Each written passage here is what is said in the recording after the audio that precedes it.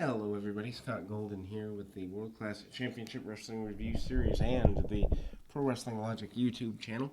We are here with the continuation of the World Class Series. 1985 is happening along. WrestleMania 1 has occurred over in WWF land, or will occur actually the day after this.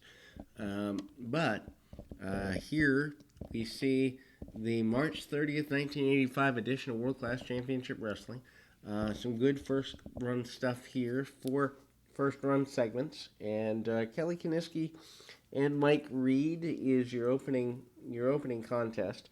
Not something that's going to light the world on fire here, as you're used to seeing Kaniski in a very basic wrestling scenario. Maybe they're planning to heat Kaniski up. Not really sure what's there. Of course, Kelly Kaniski, the son of former NWA champion Gene Kaniski, and the perennial mid-carder here in World Class. Really hasn't done anything majorly of note. Always good to put in time in the ring, which you need that. And he hits a fireman's carry. He's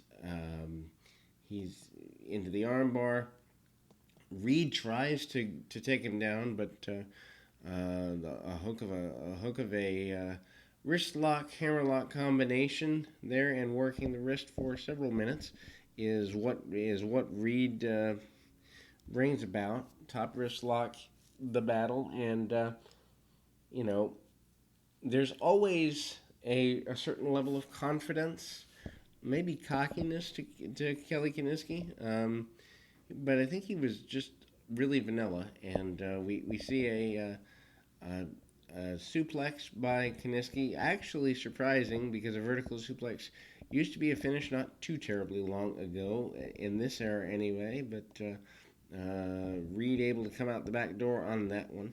And Kaniski keeps going, keeps plugging along, so to speak, and almost a lariat-style clothesline by Kaniski follows up next, and he only gets a 2 count on that. So Mike Reed, a punching bag in this particular contest, before Kaniski hits the knee drop, and that doesn't finish him either. So maybe going back to the backbreaker, and I remember thinking this match is going on a little too long for an enhancement talent challenge. But anyway, Kaniski is always raising the arms afterwards, so he's happy with having some extra time out there, I suppose. But does hit the backbreaker, does get the victory. Then we go into the return of a guy that I think it was an episode or two ago I talked about missing a bit of, and that's Iceman King Parsons. Iceman King Parsons against Rip Rolliver. Rip Rolliver. Maybe I went a little bit Astro or Scooby-Doo there. Rip Oliver and Iceman King Parsons. Of course, Oliver still managed by the holder of the Louisville Slugger, Jim Cornette.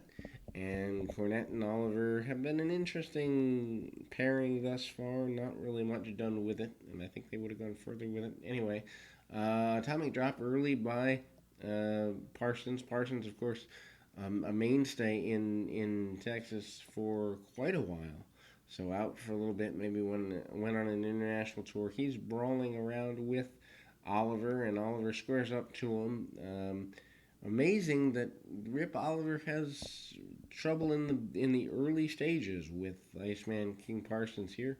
Actually, Parsons holds the majority of the offense during the match, including arm bars and the like. And Parsons certainly has earned that right, but at the same time, we do see the shoulder breaker usage of Rip Oliver, and that is a post-match nightmare, or a mid-match nightmare rather, for Parsons, and break the match down into slower style, reverse chinlock, headlock, and the like. Parsons comes back to his feet, and that I will say the shoulder breaker does get over quite fearsome. simply off the way it's been used. Of course, we haven't seen Billy Haynes since it was procured upon him, and so just a little dangerous there. Big back body drop by Parsons. Parsons doing a little juke jiving and dancing along the way, and that goes according to the way he sees fit. And Parsons also gets hit with a couple of unnecessary shots, and Jim Cornette is mostly satisfied at ringside. And satisfied Jim Cornette, I suppose, is a good thing. Mama's money coming at you if you satisfy good old Jimmy. But anyway, we kind of we go through, and Parsons does challenge Oliver to come back in the ring after a bit, but Parsons says he's victorious, and you know that's kind of there. Jim Cornette holding him off. Oliver wants to go back in, and Cornette says it ain't worth it. It ain't worth it at all. And then we move into Sunshine. Comments from Sunshine and the Fantastics. Fantastics want the return of their tag team championships. Sunshine says she still wants to eliminate the various people. Gino Hernandez, a little less on Chris Adams than it was in the past, but she wants to continue to do damage. Mentions Hercules Hernandez, among others. And, we wonder about the Fantastics getting the tag team championships back, and then we move into a tag team main event. So tag teams are plentiful here in World Class in the area. Kevin Von Erich teaming up with one of his brothers, and Kerry in Kerry, and we've seen this match a million times before. I don't know why. The one drawback to World Class is they go back to the same matches, for my taste, a little too often. But I think a lot of that has to do with Fritz always wanting the Von Erich boys on top, and also if you run a small territory, you run out of match combinations really quickly. I've always been a guy who likes first run matches, who likes first run angles, and come back to something a year later, 2 years later, with guys in different positions, heel, face, whatever have you. But again, they give these guys about 10 minutes, and Adam still has the America's Championship. Gino Hernandez still has the Texas Championship, and they are doing fine without Gary Hart, mind you. At least they would say so. Kerry and Kevin Von Erich go right at their adversaries early, double drop kicks early, and the Von Erich boys might not have ever looked better, or at least don't look better too terribly often. And they even do a double screen replay of that. It's interesting that Gary Hart's kind of moved on to the one man gang as his major charge. Gang, probably, I don't know, maybe about a year away from his WWF run, and maybe a little more than that, not too much more though. And that carries him for several years. But the double team of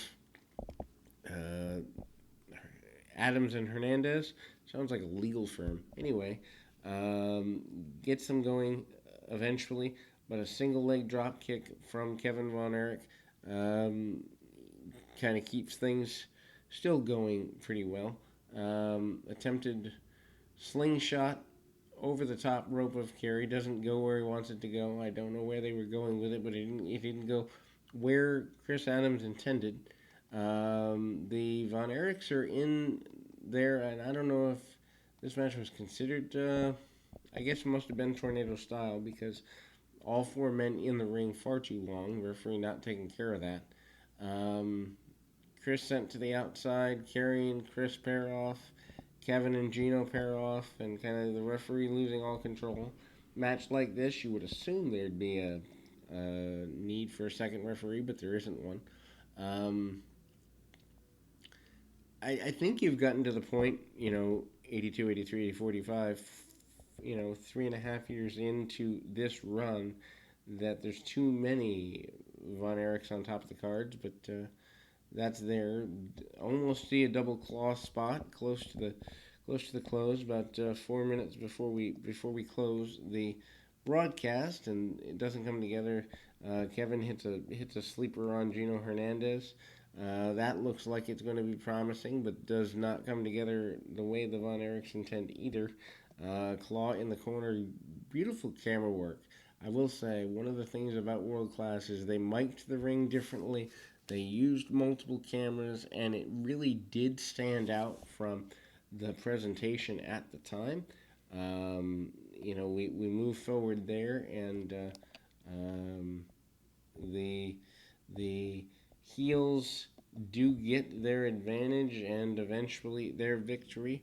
Um, a attempted, I guess, victory roll by Kevin, and one of the belts is in the ring, and Kevin gets blasted.